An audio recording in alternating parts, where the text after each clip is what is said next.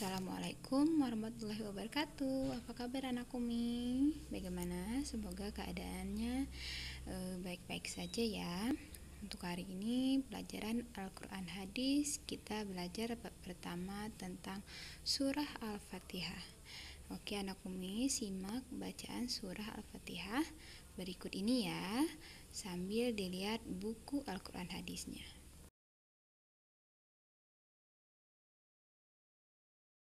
أعوذ بالله من الشيطان الرجيم بسم الله الرحمن الرحيم الحمد لله رب العالمين الرحمن الرحيم مالك يوم الدين إياك نعبد وإياك نستعين اهدنا الصراط المستقيم صراط الذين أنعمت عليهم غير المغضوب عليهم ولا الضالين آمين. Oke, itu tadi pembacaan surah Al-Fatihahnya. Anak Umi harap bisa melafalkannya, karena surah Al-Fatihah tersebut sering kita baca dalam saat kita sholat. Oke, surah Al-Fatihah itu kita wajib membacakannya di ayat pertama, yaitu Bismillahirrohmanirrohim. Jadi surah Al-Fatihah itu bismillahnya wajib kita baca. Kenapa? Karena itu merupakan ayat pertama dari surah tersebut. Surah Al-Fatihah terdiri dari 7 ayat, yang mana arti surah Al-Fatihah adalah berarti pembukaan. Jadi pembukaan maksudnya di sini adalah karena di ayat pertama Al-Fatihah di dalam Al-Quran itu, surah Al-Fatihah dibacakan atau ditulis pertama sekali di dalam dalam Al-Quran. Oke, surah Al-Fatihah itu diturunkan di kota Mekah, yang berarti surah Al-Fatihah ini tergolong ke dalam surah Makkiyah.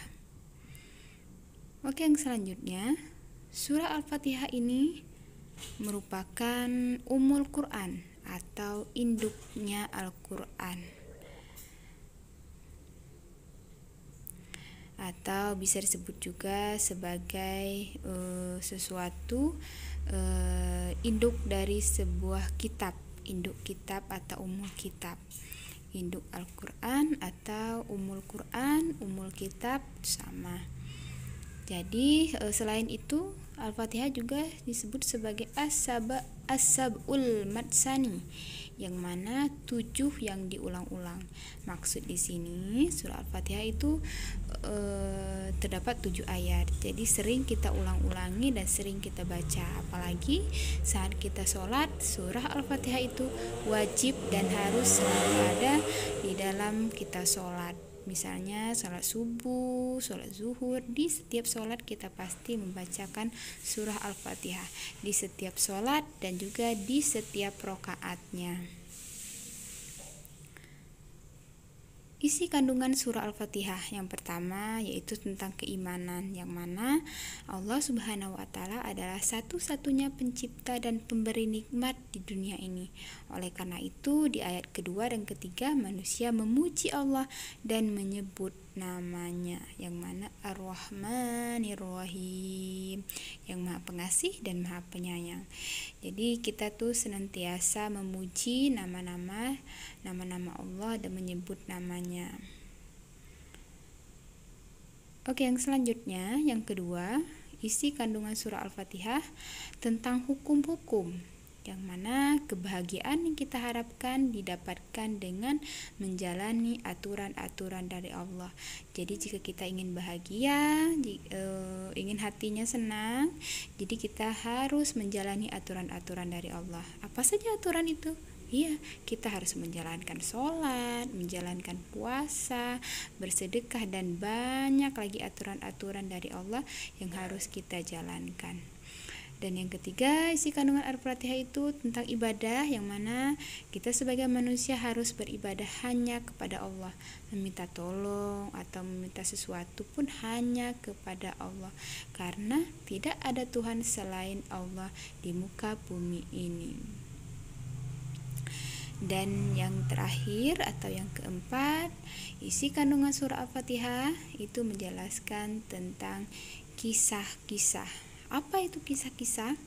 Kisah-kisah di sini maksudnya pada ayat terakhir ada orang-orang yang diberi nikmat dan kemuliaan oleh Allah, yaitu nabi dan umatnya. Ada juga orang yang sesat dan dimurkai Allah, yaitu orang-orang yang menentang ajaran Allah. Jadi itu tadi penjelasan isi kandungan surah Al-Fatihah.